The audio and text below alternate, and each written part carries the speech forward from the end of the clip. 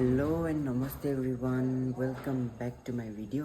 अन्त आज चाहिँ हामी नेपालीहरूको चाहिँ सबैभन्दा ठुलो चाड होइन, बडा दसैँको सबैजनालाई मङ्गलमय शुभकामना।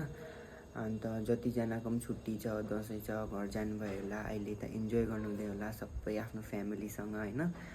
अन्त हाम्रो चाहिँ यस्तै हो जिन्दगी।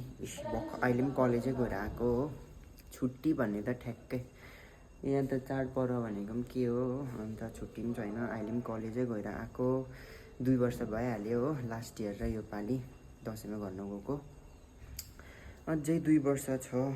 अन्त के भन्नु है अरू त त्यही हो, दसैँमा घर जानु पाएन। अन्त अहिले कोहरू त हाम्रो यहाँ लोकल गार्जेन नेपाली बडा हुनुहुन्छ, उनीहरूकोमा जान्छ होला हो, म त जाँदिनँ।